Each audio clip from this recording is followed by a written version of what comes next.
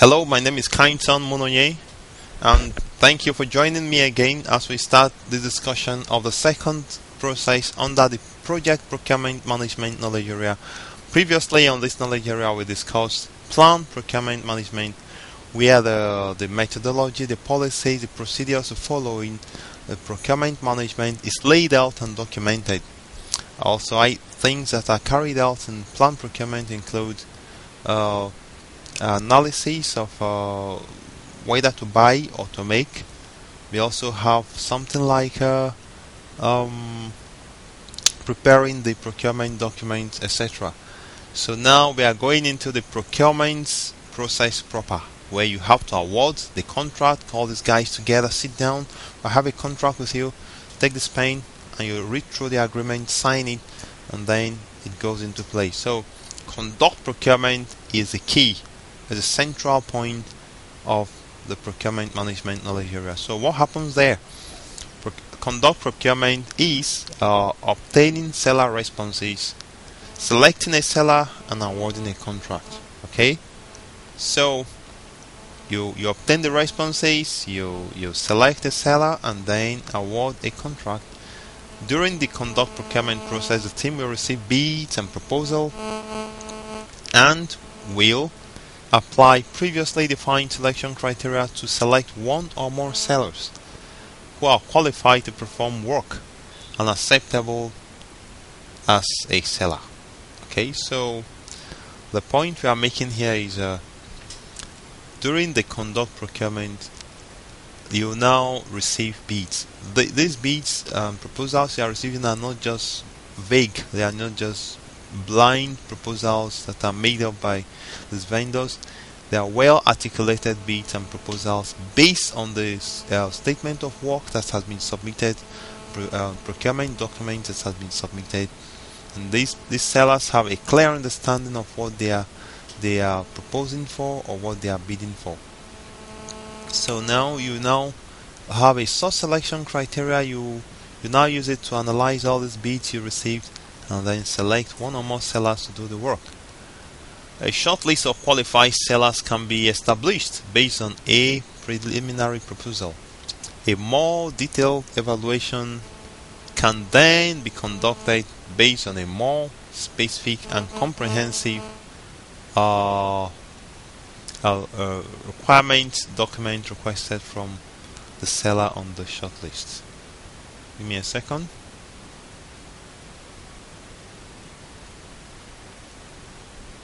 Okay, so in addition, tools and techniques described here may be used alone or in combination with sellers, with selected sellers. For example, a weighing system can be used to select a single seller that will be asked to sign a standard contract and establish a negotiating sequence by ranking all proposals by the weighted evaluation scores assigned to each proposal. Alright, so let's now take a look at the ITTOs of conduct procurement process. One of them is Procurement Management Plan, project document, source selection criteria, seller proposals.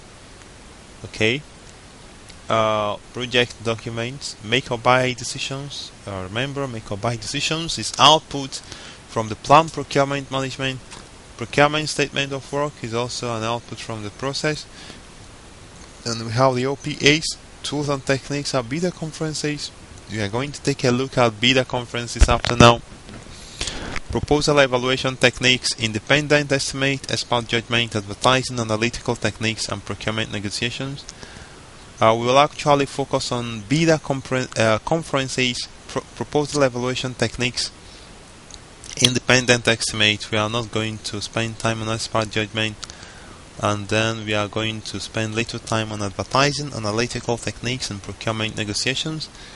The output from conduct procurement will be selected sellers, agreements, resource calendars, change requests again, project management plan updates, and project documents updates. Alright, why do we need this input? Procurement management plan gives us a guidelines on how procurement will be conducted. procurement document provide an audit trail for contracts and other agreements. Of course, we have source selection criteria that has been defined in planned procurement that will help you to analyze or to rate the suppliers' capabilities, for instance, their delivery date, the cost of the product, the expertise, and so on and so forth. Another input is seller proposals. The proposals that has been submitted by the seller is also part of the input to conduct procurement. Project documents, make or buy decisions. We've discussed this in planned procurement management. So make or buy decisions helps establish needs that might be achieved by the project theme versus the ones that need to be sourced out to external contractors. Procurement Statement of Work is an input here. We've discussed it before now. Provides the suppliers with a clearly stated set of goals, requirements, and outcomes from which they can provide a quantifiable response.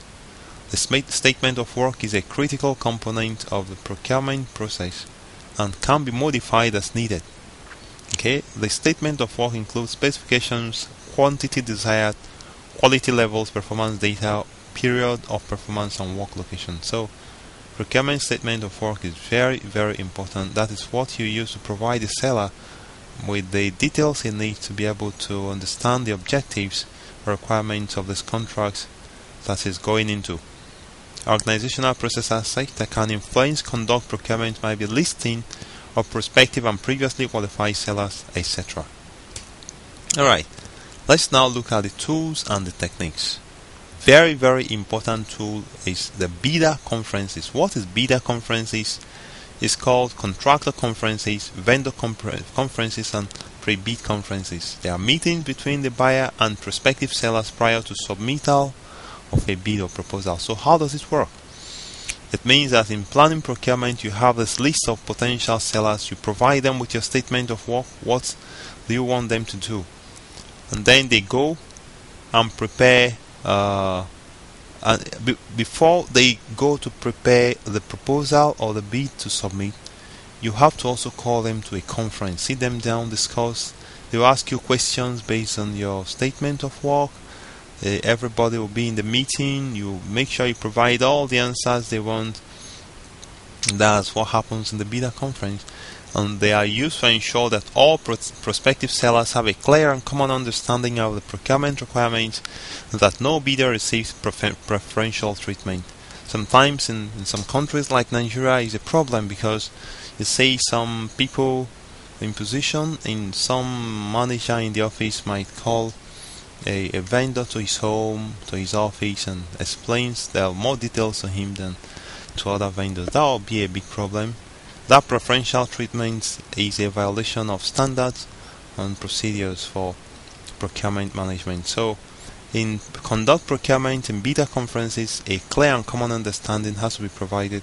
No particular bidder has to receive preferential treatment. Typically, fairness is addressed by techniques such as collecting questions from bidders and arranging field visits in advance of the bidder conferences. Responses to questions can be incorporated into procurement documents as amendments. Okay. Another tool and techniques is proposal evaluation techniques. What it means is that you receive 100 proposals, meanwhile you need just 5. How will you analyze these 100 proposals? How will you filter them to pick up the 5 best ones you need? And that is where proposal evaluation techniques. You use these techniques to evaluate the proposal submitted based on a predefined criteria. A formal evaluation review process is used. It's based on the organization's procurement policies. Maybe an evaluation committee is formed and will make this selection. Okay. Independent estimates. The performing organization may go out there to estimate or have an estimate of cost prepared by an outside professional, so that these vendors will not end up giving a list of figures that are outrageous. So independent estimates made by the seller It's very, very important. Expert judgment is used to evaluate seller proposals as well. Another tool and technique is advertising.